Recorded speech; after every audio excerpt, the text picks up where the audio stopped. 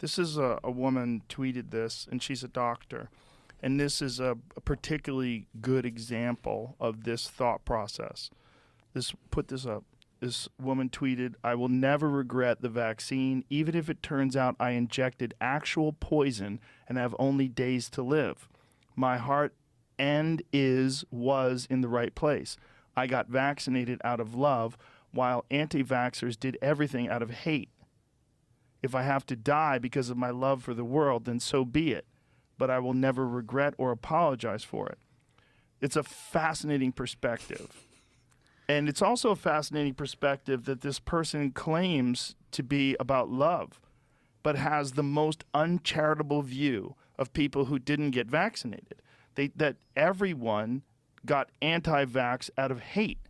The idea that I didn't get vaccinated out of hate, I find so ridiculous.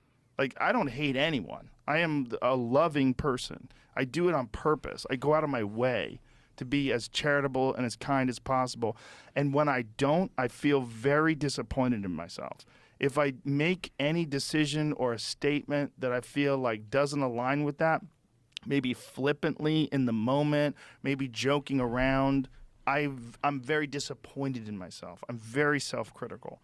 When I see something like that, I'm like, that is ideological capture at its highest level. Because put that back up again.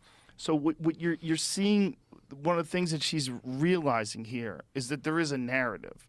And one of the narratives is the vaccine might be bad for you. So she's saying, even if it turns out I injected actual poison, the idea that you wouldn't be upset that you were duped into injecting actual poison when you were thinking that this was somehow going to save people and save the world is so insane that wouldn't bother you. But you are uncharitably categorizing all people who are hesitant and getting an experimental medical intervention that's never been tried on mass amounts of human beings in human history, and that there's no long-term data to suggest anything. Safety, dangers, risks, and also, if she's a doctor, a medical doctor, she should know about the VAERS system.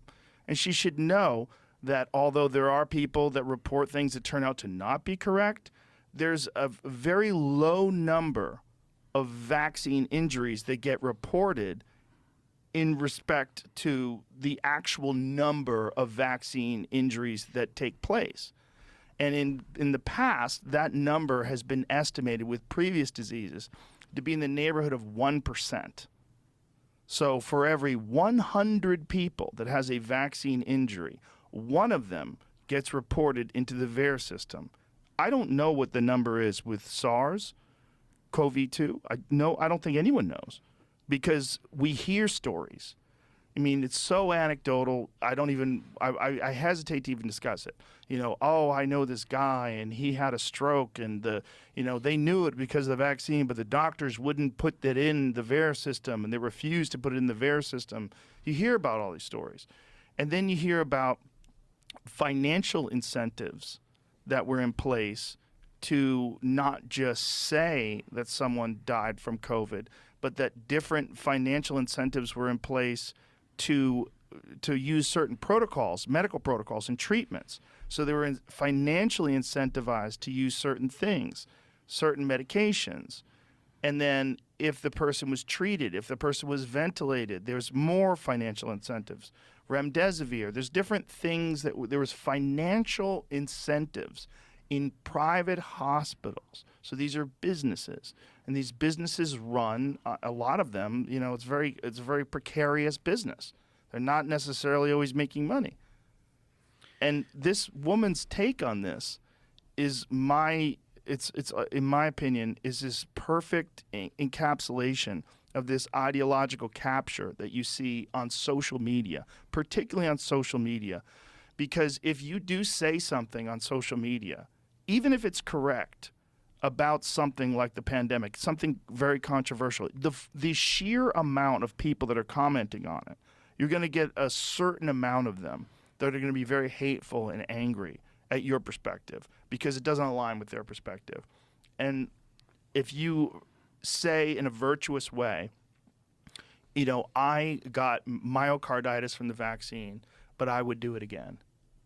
And there's a lot of people that say that. I've seen a lot of people say, I have a heart condition now because of this COVID vaccine, but that is a rare and unusual occurrence. I took the chance. I knew that there was a slight possibility, and I am one of the unlucky ones. But I would encourage people to get vaccinated. This is also ideological capture. So you see that too. You see people say that too, and they say it to virtue signal. And they say it because people say, you are one of the good people. You did the right thing. You did your part. And then there's other people like Bill Maher who say, hey, I did the right thing. I did this because it was the right thing to do. I did my part. And now I'm realizing I've kind of been hosed. And you haven't given me all the data. And then when you examine the original data that came out about the vaccine that proved that it was safe and effective, you realize, well, hey, that wasn't good either. That data was not good. Not only was that data not good, but it's probably manipulated in a way that would encourage people to think that this is safer than it actually is and more effective than it actually is, and does things that haven't been proven. Like when all of the media was saying that it will stop the infections from happening, you will never get COVID if you take these vaccines. We saw that with the CDC. We saw that with Rachel Maddow. We saw that with all these people that came on television with no evidence, not only no evidence that it stops it, but now we know because that one of the main executives at Pfizer who had to testify, was it to the European Parliament?